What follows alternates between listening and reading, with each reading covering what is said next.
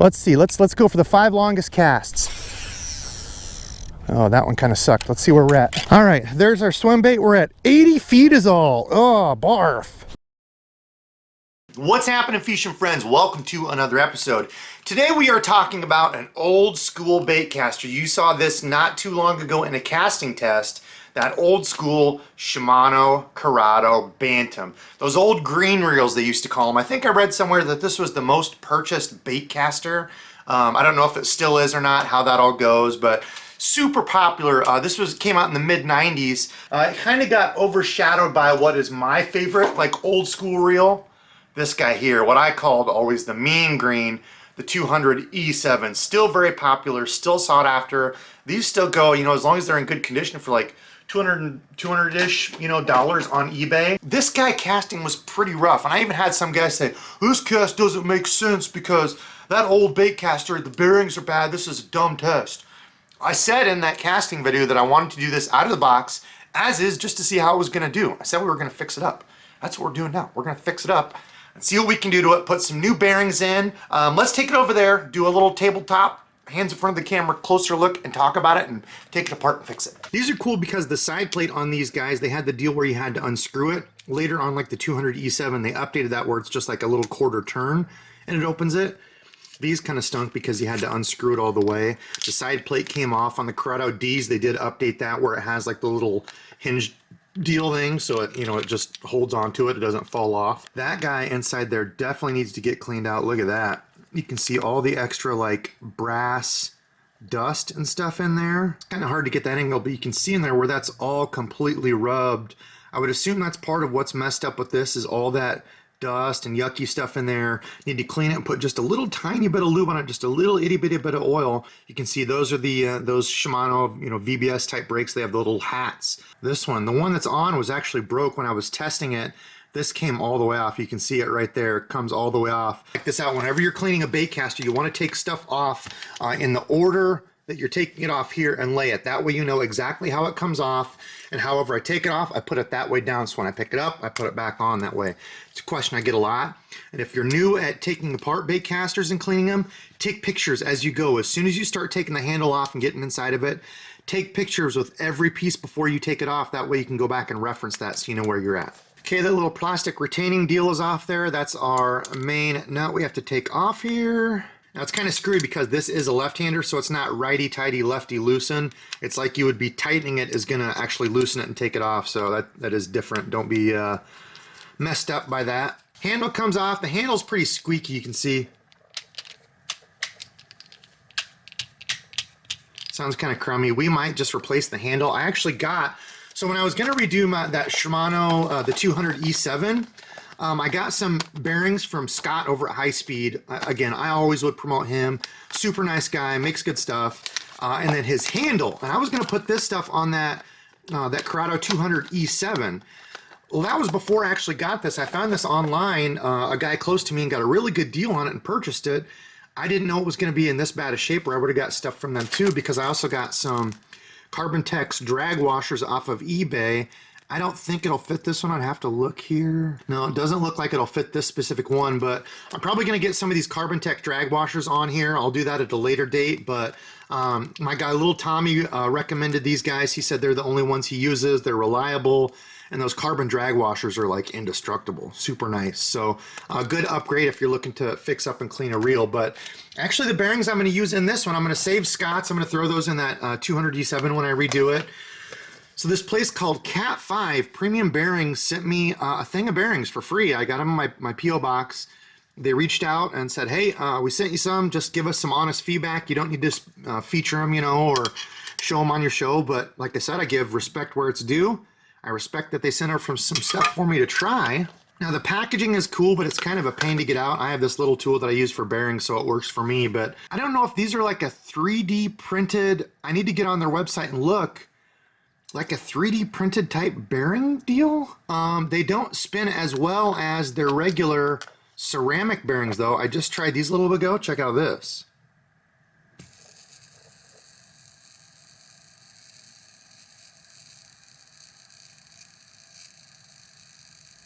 those babies spin nice and free. And that's what you get with those ceramic hybrid bearings is they're nice, a really good free spool. They are a little bit louder than, you know, your oiled or greased bearings, but I think that's what we're going to put in here and see what we can get, you know, as far as performance out of this. Now inside that handle, when you take it off, you have to be careful because this is one of those star drags where it stays in place.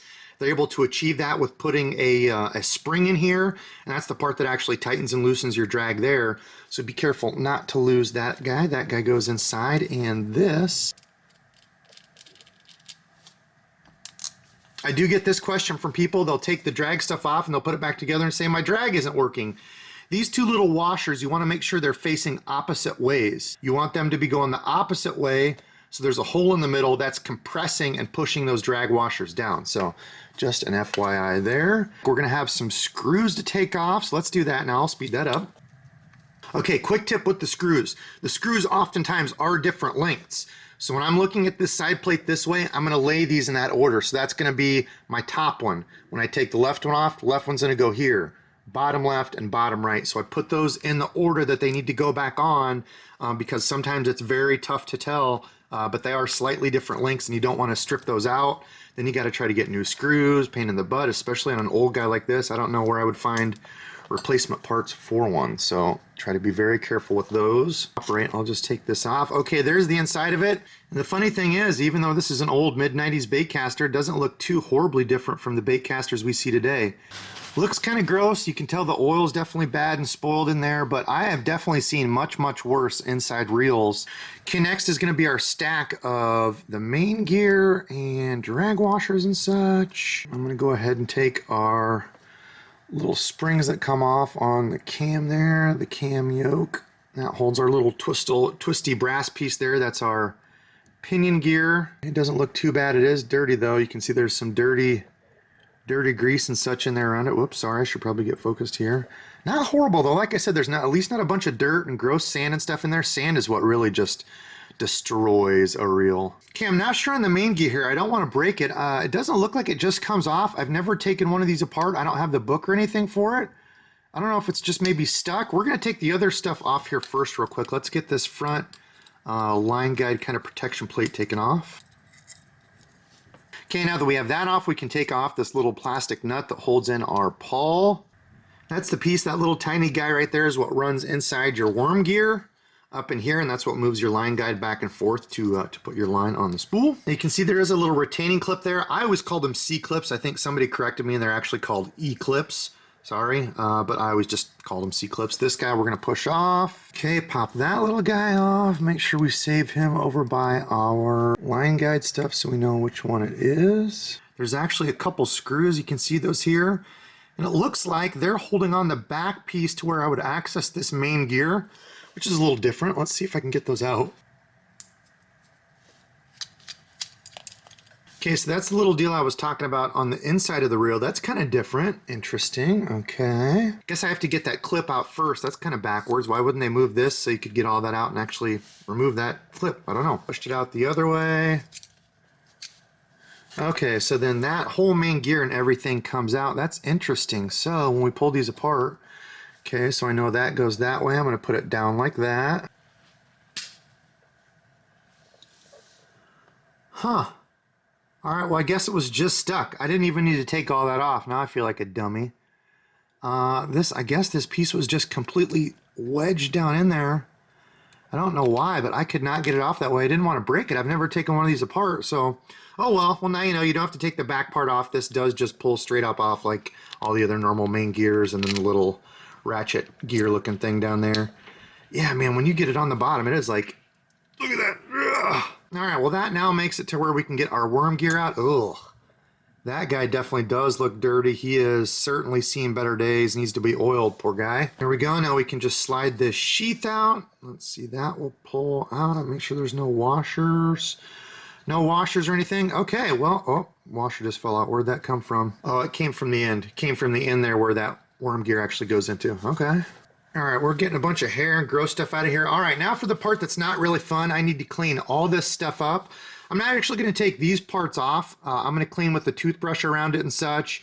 I'm not going to take all these off. It's not that dirty and bad in there.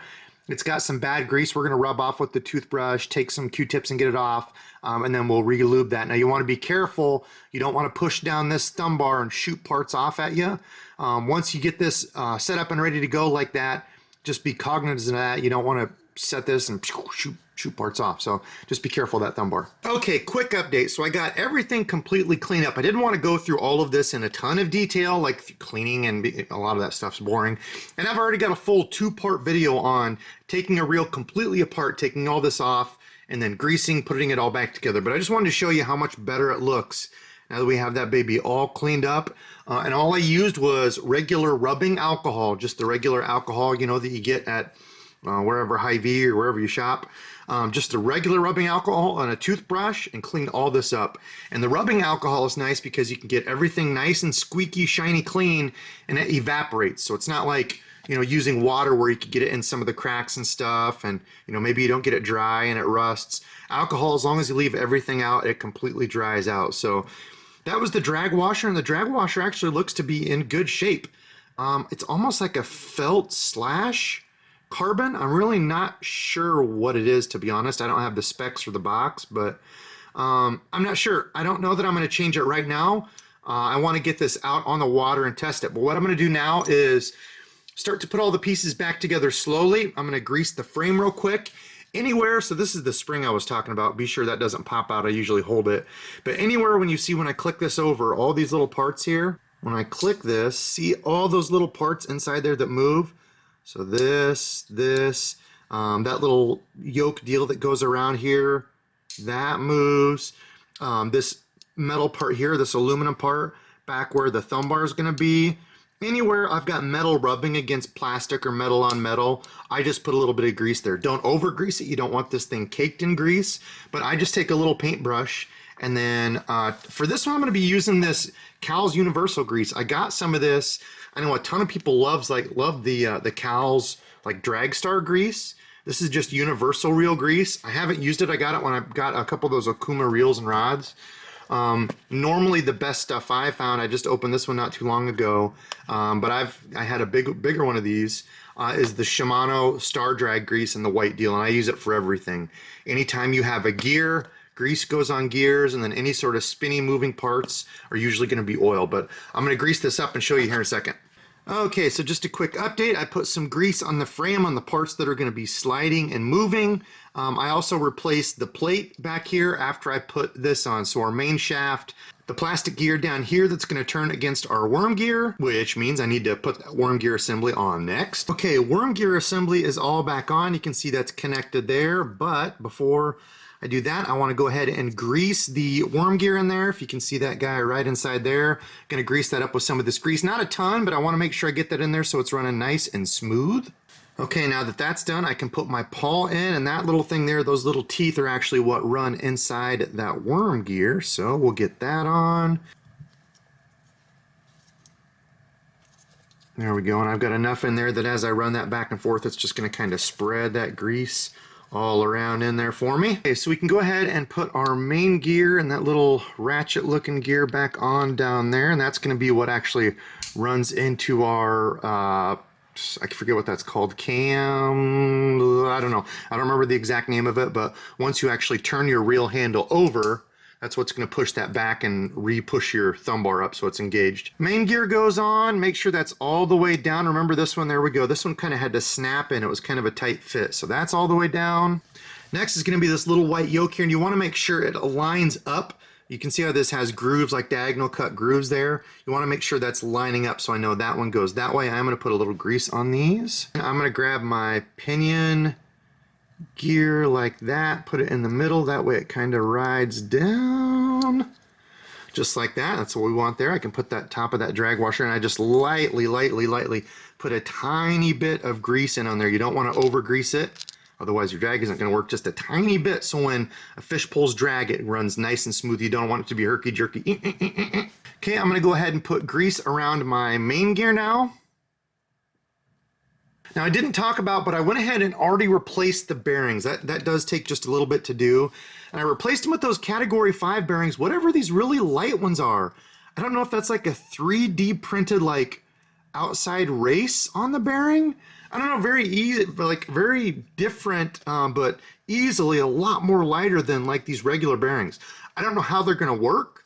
I've never seen these before. I really don't have any idea, but I put 3 of them in. So one goes there, one goes in my side plate there, and the last one goes over there on the opposite side plate that actually comes off opposite of the handle. You can see I did clean all in there. So this looks good. I should be able to put my side plate on. Now you will notice this does have a couple little grooves in it. If I can hold that there and show you. It's got a couple little grooves cut, and those are gonna line up with that top aluminum drag star ring right there. Those are gonna fit down in it. So make sure you have that turned so they click down in there. But otherwise, I'm looking around, I have everything on there. I can actually go ahead and put this on now, it's easier. Okay, I told you guys I'm always honest with you, right? Well, you know what? Even dummy Debo makes a mistake. I picked this washer up, or this gear up, that turns the worm gear and all that here. Went to put my side plate back on, have everything put together. I'm like, why will this side plate not drop on? You can see how this is concave inside there. That should actually be flipped around so that sits flush with this gear. What was happening is once I got the main gear and everything on, my side plate wouldn't fit on. Don't force it. If something like that happens, I'm like, okay, something's got to be out of place. That was it right there. I need to flip that around real quick. There we go. See how that sits flush with that guy almost now? That should have fixed the problem. Let's reassemble this. Come on, baby, work. And the interesting thing about this is when you put this on, this little groove actually fits down in the front of your line guide, which is cool. That's not something you see on reels these days. So this is going to, I think you actually have to open that up just a little bit. Slide that in like so. Okay. Side plate fit right down on. That guy can go back down in there. No extra parts. That's a good thing. I can put my screws in. Remember, I laid them out the exact way that they need to go back in. Guy right there. Okay, so from here we've got those 2 weird shaped washers. Remember, make sure they are cupped against each other, not cupped the same way, like that. You should see a little bit of a gap in between there. Remember, that's reverse threaded, so it's not righty-tighty, it's lefty-tighty for some reason. Okay, we can get our star drag on. Make sure you don't lose that spring that's inside there. Handle retention nut, also reverse threaded. Okay, hopefully everything comes together, right? That's always the test, right? You get to the end, you're like, oh my gosh, hope this thing works. Hope I didn't forget parts. Moment of truth. Oh yeah, look at that. Super smooth. I think the spool shaft might be slightly bent. I can't tell, but I have 0 brakes on. I'll show you right now. I can't figure out. It sounds like the spool is maybe rubbing against the side of the actual frame, because that's the one I took out, and you can see none of these are on. Off, off, off, off. And the one I took out that's broke that was always on. And still, even then, my spool tension isn't set too tight. I don't know. Strange. We're going to give it a casting test and see if we have any difference in castability. Okay, well, it's been a couple days since I got it fixed. Finally had time to come out today. We're going to do a few casting tests with this now. So the only difference from when you saw, I was still having issues like when you press the thumb bar in and try to free spool spin this, it doesn't spin freely. So none of the brakes are on. One of the brakes, actually the deal right here, you can barely see it, is cracked. So I just took that pin out and everything, but none of the brakes are on, and it's still just not as free as I thought. I actually put those metal hybrid ceramic bearings in to see if they would do any different than those like plastic looking ones. No difference. I'm not sure. So we're going to try casting this now that it's all cleaned. I mean, the retrieve on it though is like absolute night and day difference. It's nice and smooth now. For casting on it, I don't know. I don't know how different it's going to be. Oh God, please don't tell me this. Okay. I was gonna do a test cast with no brakes on. Whew. Yeah, that baby's free, all right. I think we need at least 1 brake on. Wow, cleaning made a little bit of a difference. And this is still the same 15-pound Omniflex as we did the first time I tested. We're going to talk about the results compared here. Let's try to get all this without getting some big knot in it. So much smoother though. Listen to that.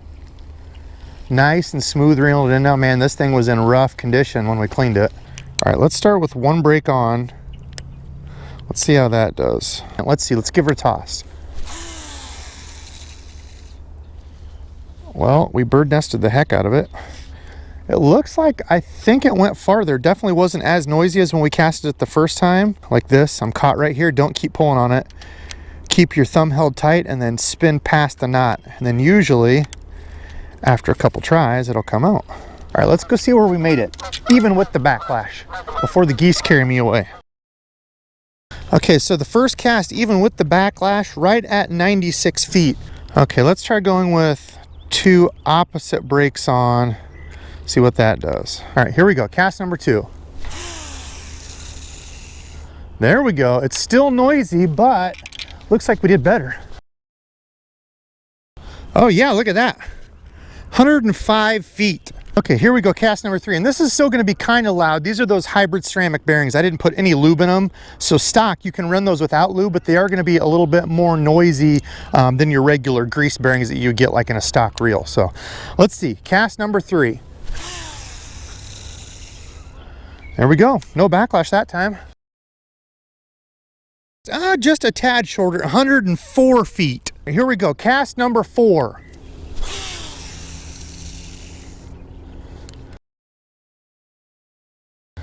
All right, there we go. I was lost. It was in the crack. Look at that one. Best one yet. 114 feet. I'd say we improved. All right, here we go. Last cast, cast number 5. Oh, almost right on middle line. That looked pretty good. There we go. Oh, just a little bit shorter, but still not too bad. We're going to call that 111 feet. Awesome.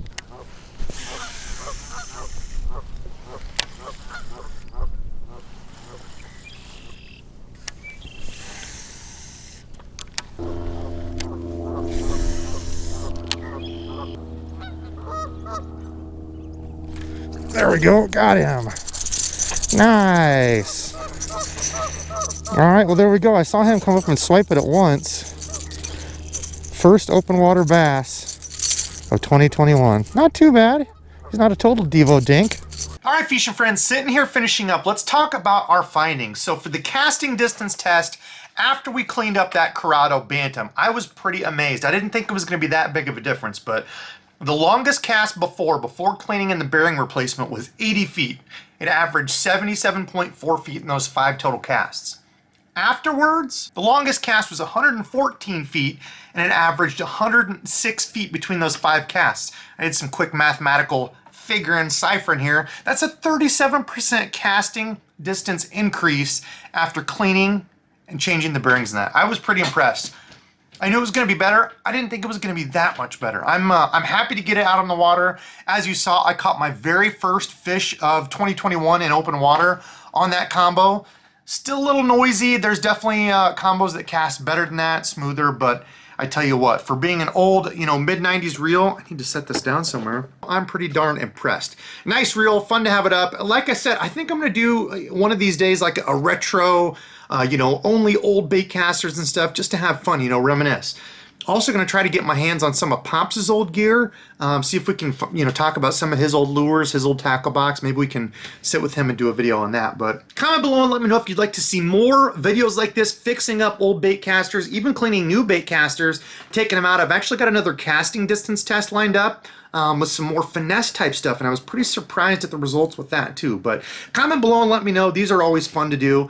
Today's subscribed fishing friend is Mike Wara. Mike, thank you so much for watching. I appreciate you. And thank you for everybody else out there that continues to watch. Support means a ton to me, but I got to finish editing. That's where I'm sitting here in front of the computer. Get this finished up so you can see it tomorrow. So thank you all very much for watching. Until next time.